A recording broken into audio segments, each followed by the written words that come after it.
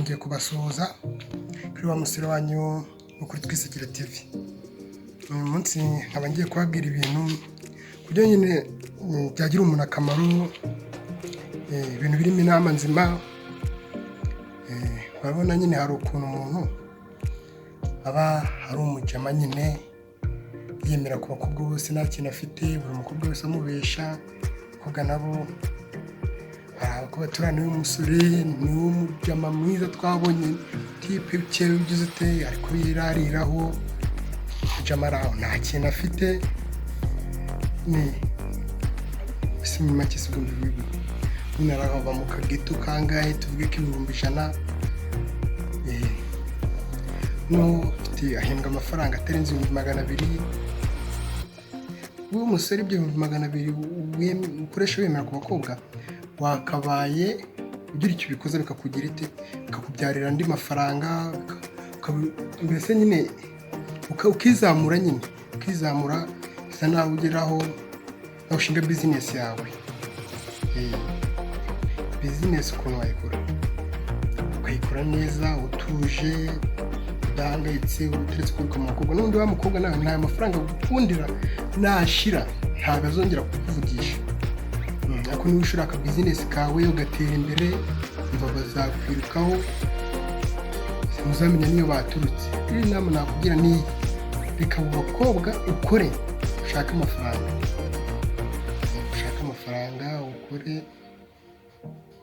ukore ibindi bizizana, n'abakobwa bazizana nawe birabyo kukusha.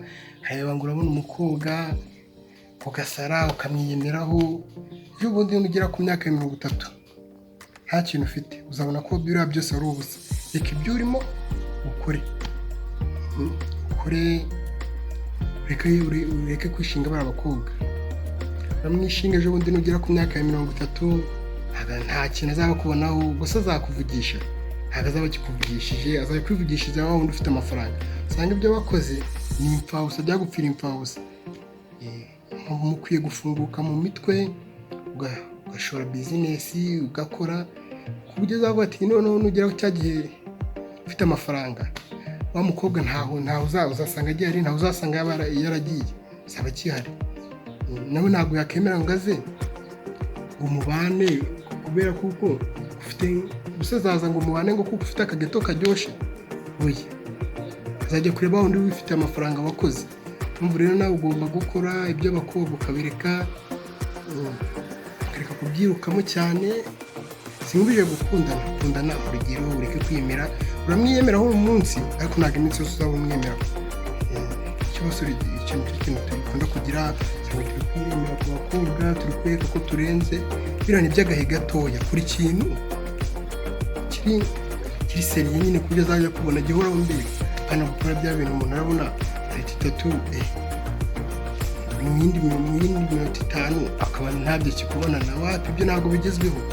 Ibintu byagirira umuntu akamaro, ibintu by'ukuntu yatera imbere ugakora.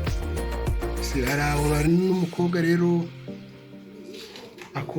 hari n'umuhungu ubu mu rukundo n'umukobwa, kuko umukobwa ntabwo amukunda, ahubwo yikundira amafaranga yiwe. Iyo amafaranga agushizeho, wa musore wo mbwira w'urukundeba ntabwo yongera kukuvugisha. Ngaho ubona sheri wawe arakubwira ati sheri mfite ibibazo ibi n'ibi, ubu ngubu telefone yanjye yamenetse, wambabariye ukangura agatelefone, agatelefone. Kandi nawe arabona umukobwa arakora, ahubwo icyo gushaka ni ukukunyunyuzamo ya mafaranga gahoro, yamara kugushiramo akaguta. Muve muri ibyo ngibyo, mukure. Nugira amafaranga ntabwo azakwanga.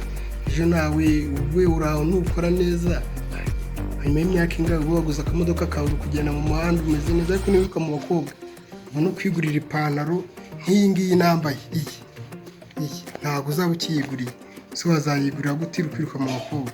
Mpamvu rero mu gukora amaboko mu mifuka, mugashaka imishinga, mugakora. Ntabwo buri cyo kuri ufite amafaranga n'100,000 nabyo babishoresha. Ariko se uwo mutwe se murawufite wapi? Ntaho ngiwe nimba mbonye 100,000 byanjye ngomba kwemeza umukobwa ku buryo atazongera no kumenyera. Uwo munsi uramwemeje hasi ugiye kumwemeza nk'uko kwezi, ukundi kwezi nuraburiza ntabwo uzaba ukimwemeje. Hari benshi bari gukora rero, mbese nabona uwakoze akakurusha nta nubwo azamenya ko wanabayeho, ariko nukora akakubona nyine wateye imbere, wa musore twavugana kera, umugabo n'uriya mukaba mwana abana, ese urumva azaza ngo mubane nta kintu ufite? Ibyo bintu birashoboka wapi? Ukwiye gukora mu mutwe, mugakundana, simbibabujije, ariko mu rugero, mu bintu biri mu rugero, hana bya bintu uri kwemeza abakobwa. Arega ku isi ntabwo wakigezweho kwemeza umuntu, ntabwo wakigezweho kwemeza umuntu, biriya ni ibya kera byo kwemezanya. Kwemeza umuntu nturi kureba uko ejo hawe hazaba hameze, gusa warangiza ukambwira ngo ufite mu mutwe, nta mu mutwe ufite. Yasaba murakoze.